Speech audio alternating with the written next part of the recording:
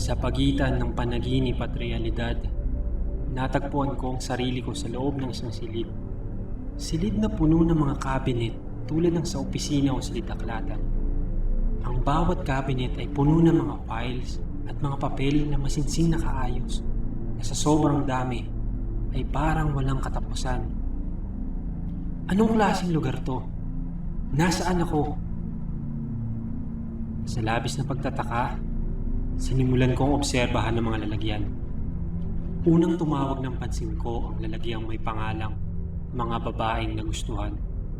Binuksan ko at binasa ang mga files na narito. At laking gulat ko dahil kilala ko ang mga babaeng nakasulat dito. Pati ang petsa, mga pangyayari at detalye ay sobrang pamilyar. At ang pinaka-ikinagulat ko, bawat isang file nakasulat ang pangalan at ang pirma ko. Alam ko na kung nasaan ako. Itong walang buhay na silid na ito ay naglalaman ng mga pangyayari sa aking buhay. Mula sa mga salitang sinambit, mga musikang pinakinggan, hanggang sa mga pinakamahalagang pangyayari sa buhay ko. Lahat nakatala at nakasulat dito. Bawat sandali, bawat pangyayari, at bawat detalye. Natakot-takot na mangha. Nakaramdam din ako ng kaunting kaba habang isa-isa kong binubukas ang bawat cabinet. Ang iba dito ay nagdala ng kasiyahan at nagpaalala ng masasayang pangyayari. At ang iba naman ay bumagabag sa aking konsensya at nagdulot ng matinding hiya sa aking sarili. Posible kayang sa loob ng 20 taon ay naisulat ang libo-libo o kaya'y milyon-milyong files ng mga to? Ngunit ang bawat isa ay nagkukumpirma ng katotohanan ito. Bawat isa ay sinulat ko. Bawat isa ay may pangalan at pirma ko. Sunod kong nilapitan ang cabinet na may pangalang mga kahalayan. Kumuha ako ng isang file mula rito at halos bumaliktad ang sikmura ko sa detalyadong pagkakasulat ng mga naisip at nagawa ko. Nakaramdam ako ng matinding kahihiyan. Hindi ko lubos maisip na halos mapuno ng makamundong bagay ang buhay ko. Galit, inggit, kayabangan, kasakiman, at kahalayan. Walang dapat makakita ng lugar na to. Wala dapat makapasok dito. Dapat itong wasakin. Dapat wasakin ang silid na ito. Isang nagpupuwis na damdamin ng ibabaw sa akin. Sinubukan ko sirain ang mga lalagyan at punitin ang bawat papel.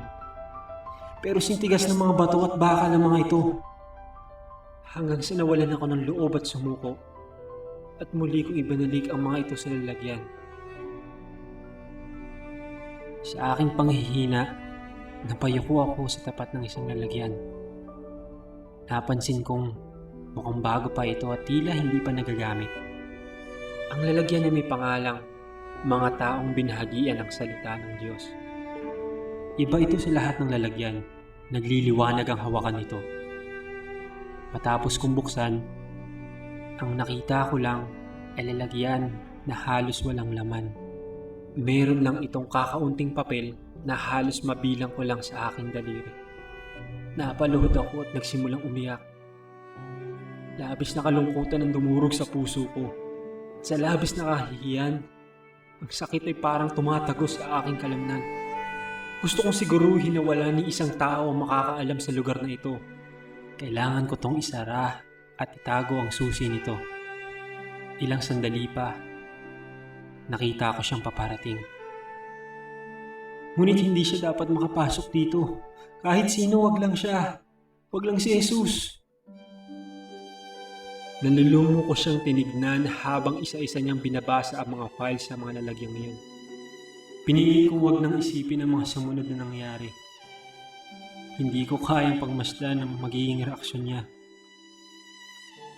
Lumakad siya patungo sa akin at gaya ng isang ama, mahigpit niya akong niyakap.